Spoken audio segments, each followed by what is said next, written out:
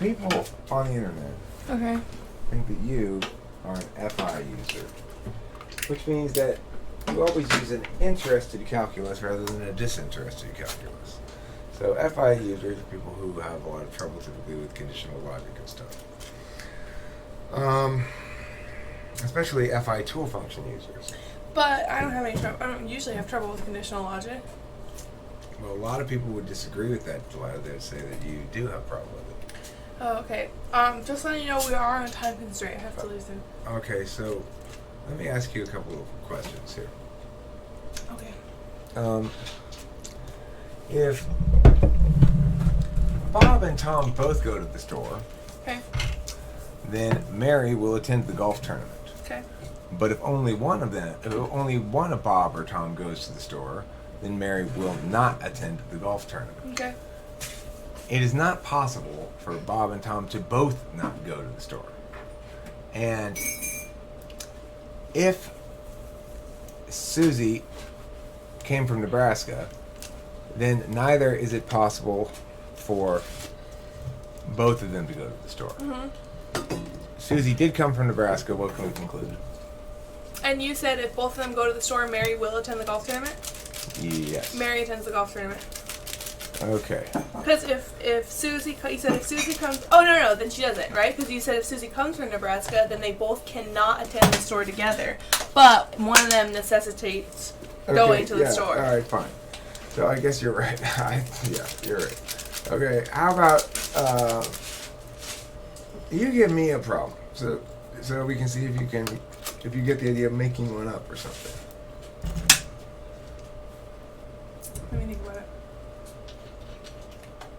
'Cause I would potentially posit the possibility that she's an ESTP, but I don't think she's an EN. I don't think she's an. I know she's not an ENFP.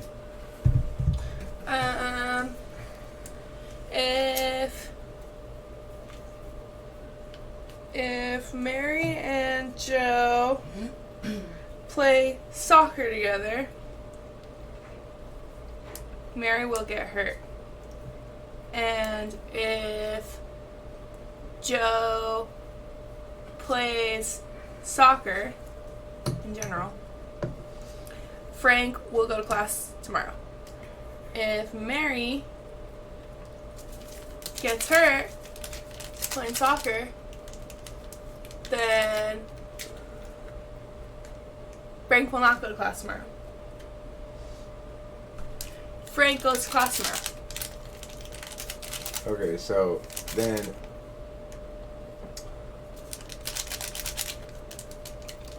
so who's the one who possibly gets hurt? Mary? Okay.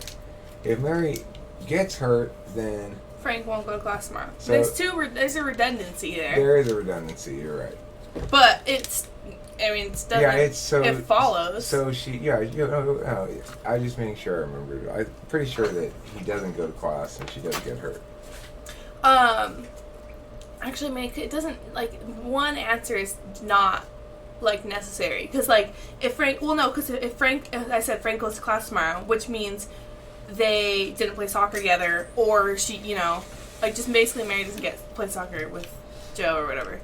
It's redundant, you know what I mean? It's not super challenging. Let me try one that's just symbols then, okay? If A, then B, and if B, then C. Okay. D or C, and not both, and D. Okay, hold on. I'll repeat it. If A, then B, and if C, then D. No, you said if A, then B, if B, then C. Right, you're right, my bad. So if A, then B, and if B, then C, and C or D, and not both C and D, and D. Okay, so modus ponens means if A, then C, correct? Right? Yeah, you can modus ponens to do that. Yeah, and so if A, then C, if or C. something like that. So you said if A, then... So we have if A, A, then C. B. Okay, now we have okay, A, fine. then C. Okay. And then what comes after if A, then C? If you said D... Then you said D or C. D or C, and not D and C, and D. Okay, so D or C, and not D and C, and the next line, D. So we have D. You can put each of them on their own line. Okay, so D. So we have D. So so we don't have C then. So not C. Therefore, A then B, if A then C. Well, all we know is not D, not C, correct? We know not C.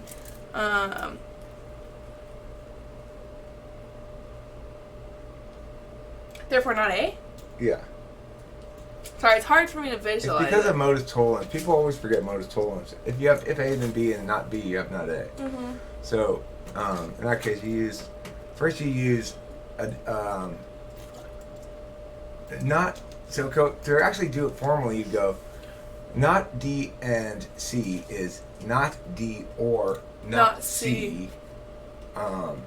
And then you have D. So since you have not D or not C and you have D, then you have, and D is not D, therefore you have not C by a disjunctive syllogism. And then you have not B by a modus tollens and then not A by a modus tollens. Yeah. If you were to do the whole thing formally. Yeah. So, I mean, I don't know if that's convincing to people or not, but Delilah, how did you do in your logic class in general? Well, I mean, obviously fine. I got an A. I took logic with you. How did I do in that class? You did great. That was a long time ago. Yeah, but I feel like then my logic skills wouldn't decrease from age 12 to age 19. They probably didn't change much. I mean, yeah, but they didn't decrease. No, they didn't decrease. I'm just But saying. the thing is, I think that just because I'm not as strong, I don't have as strong of conditional logic. It's because I teach the subject, for God's sake. You know what I mean? I don't have as strong of it that you do, or maybe that most ENTPs do. Could that mean that I'm not an ENTP? Possibly, but I don't think I'm an ENFP. So you don't think it's as strong as most ENTPs based on what? Just based on how I don't pick it up as fast as you do, but I think that compared to me, you're saying. Yeah. You're not picking it up as fast as me. I already had it when you started picking it up. Yeah. I was already teaching it when you were learning. I guess I'm comparing myself. I guess I'm comparing myself to you. If I compare myself to my logic class that I took. And how did you find the competition in the logic class? I mean, I picked it up the fastest. Okay. But I mean, it's not saying much. And you could have really learned a lot of skills in that logic class I taught you, right? Yeah. What do you mean? Yeah, I did learn a lot of skills on that. I mean, so maybe you've learned your way out of your cognitive function deficit. That's what I mean. That's what I'm thinking. I mean, I've learned it, but I mean, I wouldn't have had the ability to learn it, would I? Learn my way out of. No, you wouldn't have. But the point is that you're using your tool function again, and you're saying, but here's how you could be wrong, Eric. Yeah. Because you might have a bias towards ENTP. I might have a bias towards you being ENTP, but it doesn't stop you from necessarily using your tool function anyway to deal with a problem by going, well, let me just check to make sure I'm being objective. Yeah, exactly, yeah. Now, Kimberly has said you've got a lot better FE than I do. That you're much better at managing social grace and social situations. But I've already explained 2 reasons why I think that's the case. Number 1, I think ENTPs might manifest differently in females. Like I've been saying, ever since you've said that I'm an ENTP on this channel, people's first question when they want to ask me is, what's it like being a female ENTP? Because they don't know what it's like being a female ENTP. So that's why I'm thinking it manifests differently. Number 1. And number 2, I had Candace growing up, and she was able to instill in me really good social skills, really strong social skills. And I went through a really, really, really socially awkward phase, which basically beat into the ground to me what happens when you're socially awkward or don't have social grace. And so I understand what that's like. So I have to actively turn on this filter of like, be normal. You know what I mean? I mean, it's less active now. It's more natural now. But I mean, I don't think that necessitates me not being an ENTP. Do you feel as though you walk into any given room and glean awareness about the social mood and stuff like that of the room? What do you mean glean? Like take away from the setting and the situation specifics about how people are feeling and stuff? After a second, I wouldn't say it's instantaneous. I wouldn't say I walk into a room and think there's something weird going on here, unless it's blatantly obvious. I mean, do you attend your way around the room and go, oh, do I actively search for it? Yeah. No. What are you paying attention to when you walk into a room, probably? Well, what's the setting? Let's say you're coming out of your room and you're going into the kitchen to get a soda or something, and you bump into me in the kitchen. You weren't thinking about me or even the soda, really. You're maybe whatever. You had something happening in your room you're probably thinking about or whatever.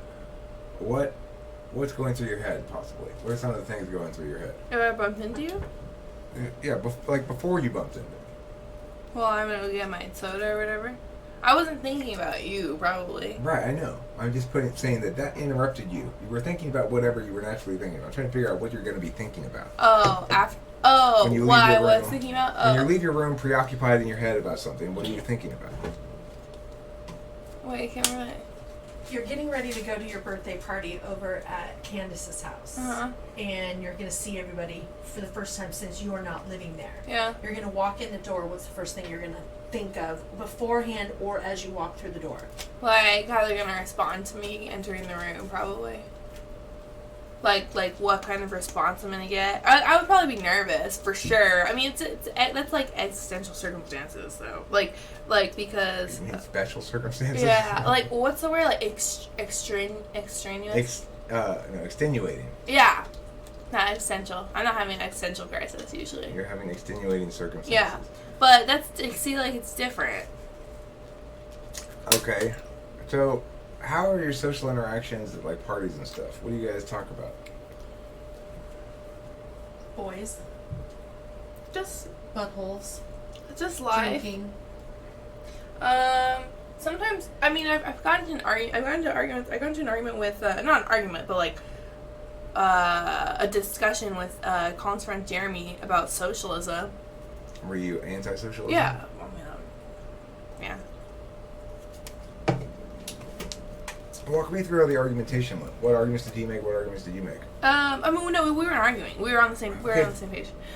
So we were just both talking about how. What is Jeremy? Probably NTP. We were both talking about how it's too much like communism. How people are like, it's funny. It's like people were like, hey, socialism is too much like communism, and then those people were like, no, it's not. And then they were like, oh yeah, it is, but communism's good. Communism's good. You know what I'm saying? Like people want a communist regime now. Did you know that?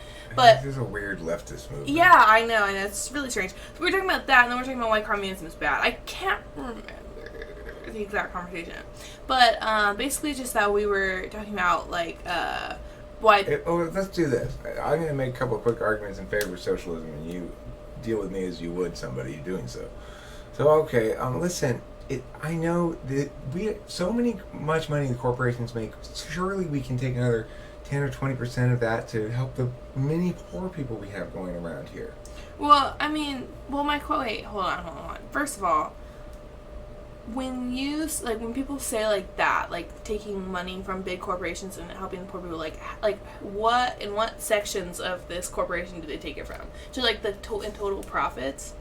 Well, it's just I'm saying let's increase the tax rate on corporations. I don't know the details of it, but we can just increase the taxes. So increase the taxes on corporations, and then take the money that we to help the homeless, yes. And like do what help the homeless by doing provide them the services they need.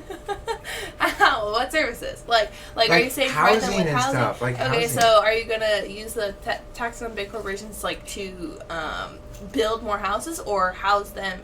Fund them completely individually. Well, we could do. We could build housing projects. And you think housing projects are a good idea? Well, it's better than them being homeless. And why do the big corporations have to have more taxes and not you guys? Look, I'm thinking. I agree. Taxes should be higher for everybody. Okay, except for the poor like me. I'm poor. Obviously, I'm the one taxes are supposed to help. Oh, I thought they were supposed to help the homeless people. But then too, yeah. That's why we need to increase taxes on the rich and the corporations. But not like upper middle class. Like, where do you draw the line? The 1%? Like, anybody who is like making less than $40,000 a year, they shouldn't have to pay any taxes. But anything over that, you should pay 100% of your income. So what what if that lowers them into your poor people? So it's just a cycle of making rich people poor and then using all that money to help the poor people become rich. No, we're gonna rise them. We're gonna raise them out of poverty forever. Oh, and no one's gonna be in any sort of poverty. No. So then, how are we gonna discern once everyone's out of poverty who gets taxed and who doesn't? Listen, taxes are gone once everyone's out of poverty? No taxes for anyone? Then taxes are doubled to 200%. And then everyone's submerged into poverty, and we're all third world countries? Listen, you don't care about the homeless. You don't. You obviously don't, or you'd agree with me. Yeah. It's very FI of you, Delilah. But what about the starving children in Africa? What, so do you want to tax? You want to double the taxes on corporations so that all homeless people have houses and all the starving children in Africa have food? Yeah. Okay. Sounds like an interesting plan. Do you think I'll succeed? No. Why not? What's wrong with it? It's an endless cycle of... Then we're going to become the starving children in Africa, and then the starving children in Africa are going to become the superpower continent, and then they're going to be having the same battle. Oh, I see. Well, fair enough, I guess. So, I don't know. You guys can decide what you want. You guys can think what you want. You guys can use visual typing to say she's whatever. Well, another thing that I want to say, too, is I think that people, including myself, have this bias of comparing me to you. I don't think they understand that you're a very extreme example of an ENTP and an extremely smart example of an ENTP, and I think people are holding me to the same expectations. I'm actually not that as smart. You are. I'm actually really fooling everybody.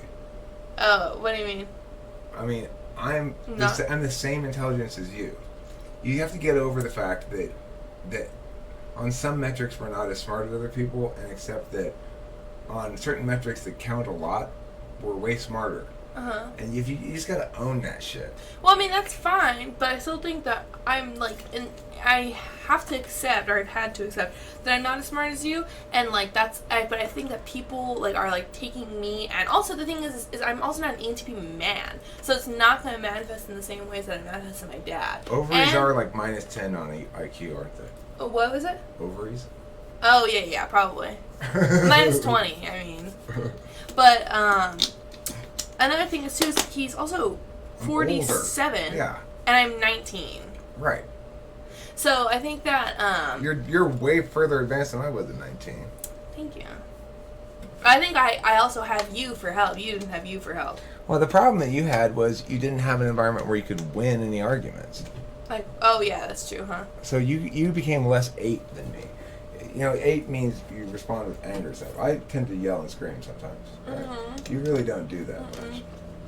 So I was trying to figure out your Enneagram type. How do you respond to fear? Do you think you try to think about it a lot, figure it all out? Do you nest, go into your room, make sure everything's comfy and cozy? Or do you play the day away? What's I'll just go out and party some more. Well, what kind of fear? Let's say you've got a deadline for a homework assignment. Are you going to pretend it doesn't exist? Yeah. Or are you going to do it? I don't pretend it doesn't exist. Pretend it doesn't Until it's due. I think that's a 7 thing. So I think you're a 7 like me. We just want it. Well, we fiddle while Rome burns. Let's pretend it's not on fire. Yeah, yep. I do that for sure. I think you're a 1 in terms of conflict. That is to say, you'll try once, tries to solve it, resolve it, and then you just sort of walk away and be like, not my problem. Yeah. And I think in terms of the 2, 3, 4, you're either helpful, achieving, or individualistic.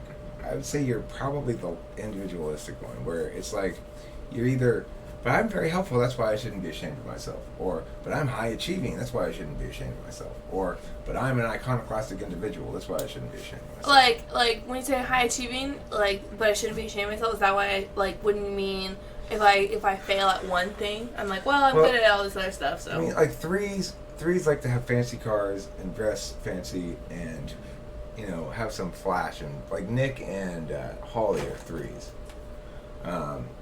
They care a lot about the symbols of success. I don't think you do either, really. I think you're a 7-1-4 or a 7-4-1. Which of those do you think is predominant? The response to fear, ignoring it. The response to conflict, withdrawing, basically. try to solve, and then withdraw. Or the response to shame. I don't need to live up to your standards because I'm an individual. Definitely not the shame one. I would say that's probably the least predominant one. I think that, I don't know. Probably the fear. I mean, for sure, when you talk about fear, like, I'm mostly imagining, I think it's also because I'm in the thicks of college right now, so that's, like, a common occurrence, is me hiding from assignments and, like, work things and, like, shit I have to get done, you know what I mean? So I guess I would say that that's not necessarily, I'm not really able to objectively answer that until I have experienced, all 3 examples of, feeling shame, fear, or experiencing conflict in a short amount of time, like I am college. Because the thing is, I'm overwhelmed with, like, shit that I'm trying to run away from, like, assignments and stuff like that right now. Right. So it's hard for me, and I'm feeling less shame. Like, there's not really many things I could be, like, feel shameful for, like, on at least that high of a level, and there's not too much conflict that I'm seeing. But I do think I definitely do that whole, like, well, let me help out for 5 minutes, and then be like, eh. Right. All right, well, there you go.